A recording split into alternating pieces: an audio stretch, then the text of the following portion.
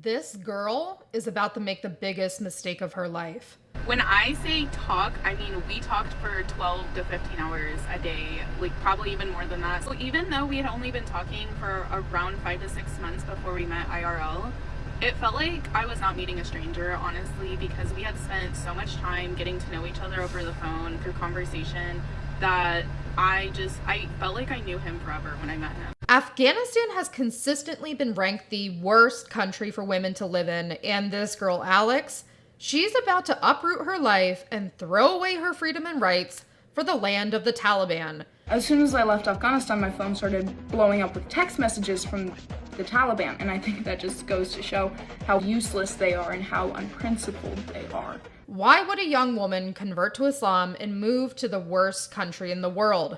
For a guy that she met online? What could possibly happen to her? I am going to cover that and so much more. Let's get into it.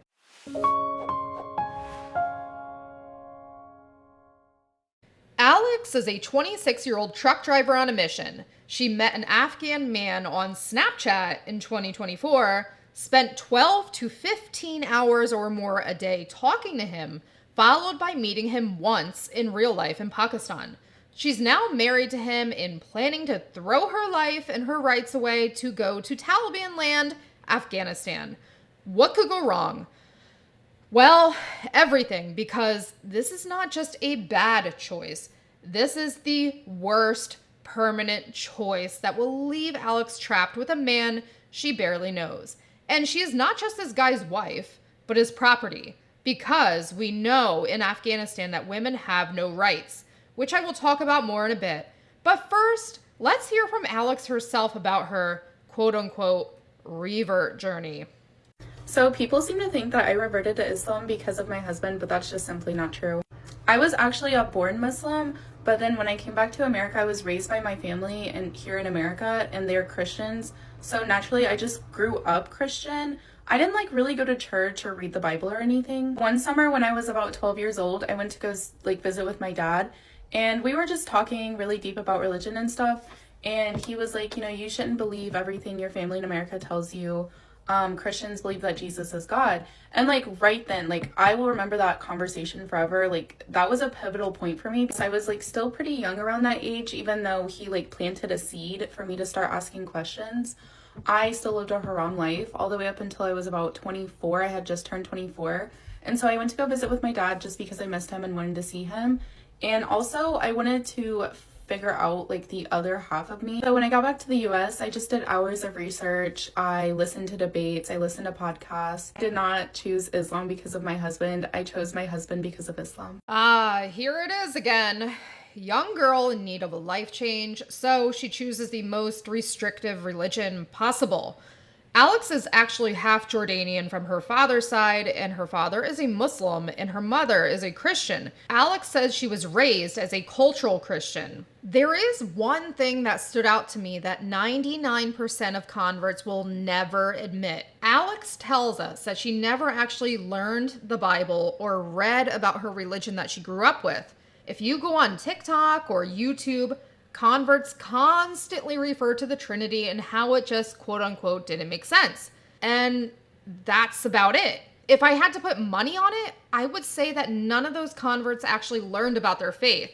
They were just looking for something new, something foreign, something more exotic, and for them, that was Islam. And that's a good moment now to pause and tell you that we are working hard to make this channel so great. So please subscribe. If you want to do more, we have details on that at the end. Alex is actually admitting here what so many converts will never ever say out of pure embarrassment. I mean, to be very honest, if you're going to choose a religion, shouldn't you deeply research the one you were born with and then the one you're thinking about converting to? Because now this decision to revert back to Islam is carrying some serious ramifications in regards to your husband of choice here. If I was her, I would want to compare what the Taliban has banned women from doing to the Islamic sources and seeing how they interpret them and line up. Because, hint, hint, the Taliban follows Sharia law. The Taliban didn't pull these rulings out of their asses. They got them from Muhammad and the Quran. Alex is in for a life of hell when she goes to Afghanistan, and no, Love is not enough to sustain her mental health and life there. Women are erased from pretty much everything in public life, which I would guess contributes to the high suicide rate of women there. Afghan girls are banned from attending secondary school and university. Beauty salons have been banned, and women who tried to operate them in secret were arrested and detained. There is also a mandatory dress code, aka burqa, and women who did not observe it properly are arrested. United Nations has described Afghanistan as a graveyard of human rights. Listen to this woman's thoughts on Alex's plans. A girl on here is gonna move to Afghanistan for a man.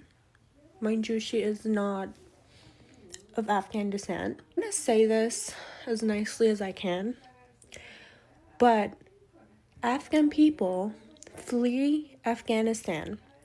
They have less rights than a dog in Afghanistan, and a dog is considered najis, like very dirty, right? Unpure in a lot of Muslim countries. Dogs have more rights than them, okay? And a lot of Afghan people flee Afghanistan to Iran. In 2 days, in January, at least 45,000 people got killed in Iran, right? Numbers are estimated towards 90,000 at least. A lot of bodies are missing, so we're just gonna say 45,000, which is a genocide. But people go to Iran from Afghanistan for a better life.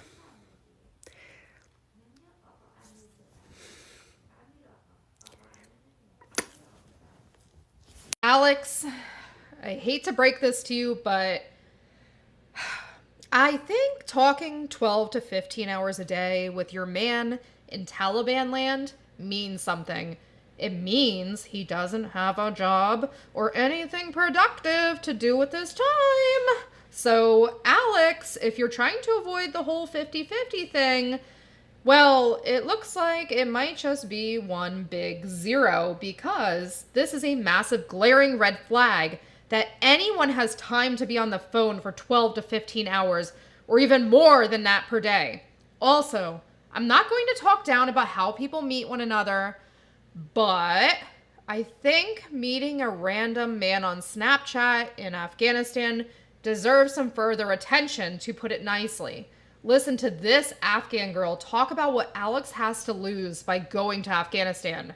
Okay, so this is completely different than my normal content, and I always try to keep my page on the positive side always, but I need to have a real conversation with this woman. So she's planning on moving to Afghanistan for a man that she met on Snapchat, and I'm not saying this to be mean at all whatsoever. I'm saying it as an Afghan woman who loves her country and who is genuinely scared for you. So first, let me be clear. Afghanistan is absolutely breathtaking. The mountains, the food, the poetry, the hospitality. My people are some of the warmest on this earth, and I love where I come from with my whole heart. This is not about the country being bad at all. This is about the Taliban and what life is actually like for a woman living under them right now, and I need you to really hear this. The moment you land, you lose the right to move on your own. Women cannot travel without a male guardian. That means you would not be able to leave the house, go to the doctor, walk down a street without him. Your entire freedom would belong to a man that you met one time. And here's the part that keeps me up at night for you. It is just as hard to leave. Women have been denied passports and turned away unless a male relative comes with them. So if you get there and it goes wrong, you cannot simply just book a flight home. That door is completely locked behind you. Under the current laws, a husband has enormous power over you, and the system only treats violence as a crime if it leaves a broken bone or a visible wound. The safe houses are gone. The courts that used to protect women are gone. If you are in danger, there's almost no one to call. Now take all of that and remember the actual situation. You have met this person once in 2 years. He could not pass the vetting to come here, so the entire risk is being placed on on you to go there instead. You would be cutting yourself off from everyone who loves you in the one place on earth that it is the hardest for a woman to walk back out of. And if this man truly loves you, he will not ask you to gamble your freedom, your safety, just to prove it. He will wait. He will find a safe and legal way. Real love does not require you to disappear into the most dangerous possible version of your life. So please, please, please, from a woman who loves Afghanistan and loves you enough to be honest, do not go. There you have it. This is what Alex has to look forward to, sealing her fate as a woman the moment she lands in Afghanistan. She now becomes the property of a guy she met just once. If I had to guess, Alex, if you get a chance to see what's in his WhatsApp and Snapchat, it's very likely you were not the only girl he was talking to. You were just the one he managed to get lucky with. These men will mass message tons and tons of women in hopes of getting just one to take the bait. Also, this advice she's giving about women dating outside of the US and thinking outside the box, well, your girl here, Huda, did just that. But I found a Canadian. This is not the flex she thinks it is. There's plenty of foreign men in Western countries where you have this thing called rights. She says that men in the US are red-pilled and they believe in 50-50, and men from other countries have better values when it comes to family. This is just a sweeping generalization of all men in these Muslim countries. Alex, you can't tell me that you really believe that in Islamic countries that every single man provides for his wife and family, and he's not at all abusive, has anger issues, serious mental issues, or what have you. I wanted to share an insightful tweet that explains this whole dilemma of throwing your life away for a man very well. Madeline on X has some sound advice for women everywhere. If you, as an adult, decide to stay at home while your husband brings in the household income after you've secured the qualifications, savings, and experience to work yourself if it all goes to pot, I am fine with that. What I need you to understand, though, is that men die. Men get sick, men have accidents, men get fired, men stop loving you, men have breakdowns, men get arrested, men want to quit and be musicians, men change and join religions, political groups you don't like. You must have a plan B. He doesn't need to be a bad man for a marriage to fail. I can tell you right now, there are Muslim women I know, ones who never worked or haven't worked in decades.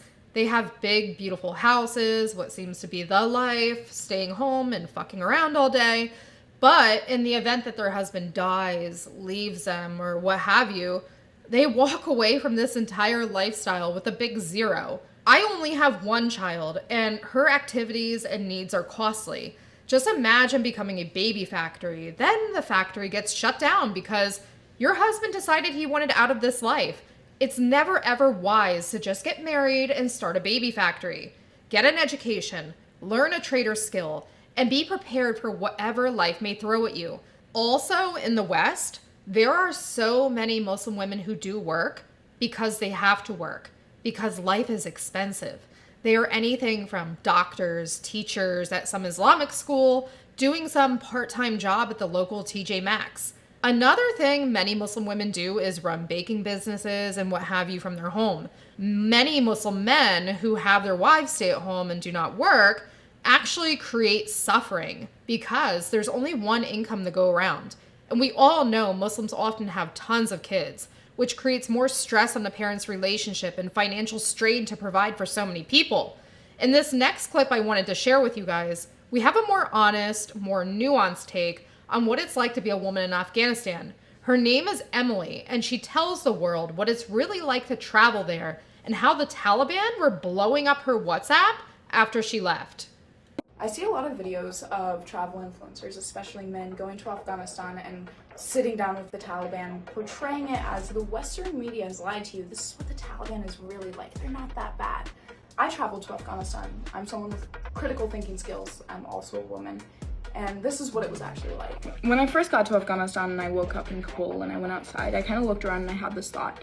And the thought was, this is the worst case scenario. I would talk to locals and I would check with them and be like, it's true, girls can't go to school here past 6th grade. And they say, yeah, that's true. And women can't really work here except for like maybe a few exceptions. Yeah, that's true. And then you go outside and you just see how many women are on the streets begging and how many children are on the streets begging. You come face to face with so many issues that have solutions, but because the country is governed by the Taliban, they're not going to be solved. Traveling through Afghanistan, you have to stop and you get permits for the different provinces and cities that you're going to. When you do that, you give them your passport information, your phone number, email, etc., etc. As soon as I left Afghanistan, my phone started blowing up with text messages from the Taliban, and I think that just goes to show how fucking useless they are and how unprincipled they are.